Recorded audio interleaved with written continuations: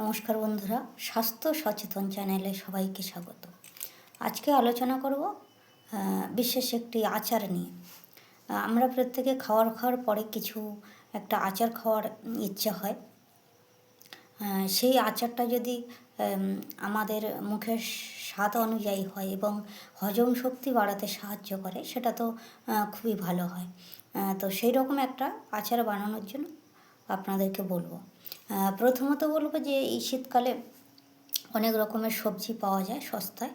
তো আপনারা যদি সেই সবজিগুলো বাড়িতে কিনে আনেন এবং তার সাথে আরও কিছু জিনিসপত্র, মানে সবজির সঙ্গে বিভিন্ন মশলা বলতে আমি এখানে আদার কথা বলবো। আদা আপনারা পরিষ্কার ভালো আদা কিনে আনবেন বাড়িতে। যে বাড়িতে যেরকম লোকজন আছেন, মানে সদস্যরা আছেন, 5 জন বা 10 জন, আপনাদের লোক অনুযায়ী বা সদস্য অনুযায়ী আচারটা বানাবেন কম বেশি করে। তো প্রথমে বলবো যে কিছুটা আদা কিনে আনবেন, গাজর, পাতিলেবু, আমলকি, কাঁচা লঙ্কা, অল্প পাকা তেঁতুল এবং টমেটো সস। এগুলো আপনারা বাড়িতে কিনে আনুন। এনে আপনারা সবজিগুলোকে ভালো করে পরিষ্কার জলে ধোবেন।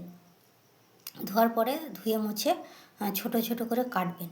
কেটে তাতে সামান্য লবণ এবং হলুদ মিশিয়ে কিছুক্ষণ রাখলেন।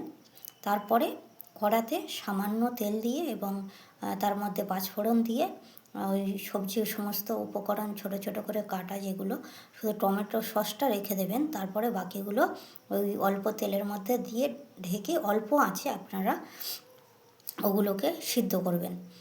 সিদ্ধ করার পরে দেখবেন কিছুটা সিদ্ধ মতো হয়ে যাবে। তারপরে খুলবেন, খুলে ওর মধ্যে জিরের গুঁড়ো দিতে পারেন, গোলমরিচের গুঁড়ো দিতে পারেন, ধনের গুঁড়ো দিতে পারেন, এলাচের গুঁড়ো দিতে পারেন। এগুলো দিতে পারেন, যেগুলো আপনাদের স্বাস্থ্য ভালো রাখবে এবং শরীরে ক্ষতি করবে না, হজম শক্তি বাড়াবে। এগুলো আপনারা ওই আচারের মধ্যে দিতে পারেন। দিয়ে তারপরে ওই আচারটাকে নামিয়ে রাখবেন আঁচ থেকে। কিছুক্ষণের জন্য নামিয়ে রেখে 5-6 মিনিট মতো নামিয়ে রেখে দেবেন। তারপরে আচারটাকে খুলবেন, খুললে দেখবেন একদম সুন্দরভাবে সিদ্ধ হয়ে গেছে। তারপরে ওই আচারটাকে একটা কাঁচের বয়ামের মধ্যে আপনারা রেখে দেবেন। দিয়ে অল্প অল্প করে ভাত খাওয়ার পরে বা রাত্রে যারা রুটি খান, রুটি খাওয়ার পরেও অল্প একটু করে খেতে পারেন। প্রত্যেকে খেতে পারেন, ছোট বড়, এতে কোনো অসুবিধা হবে না বা আপনাদের কোনো শরীরে ক্ষতি হবে না। তো বন্ধুরা, আজকে এই পর্যন্ত। আপনারা এই আচারটি বানিয়ে খাবেন এবং কেমন লাগলো আমাকে জানাবেন। ধন্যবাদ সবাইকে। সবাই সুস্থ থাকুন, ভালো থাকুন। অন্য কোনো বিষয় নিয়ে আপনাদের সাথে আবার পরবর্তীকালে আলোচনা করব।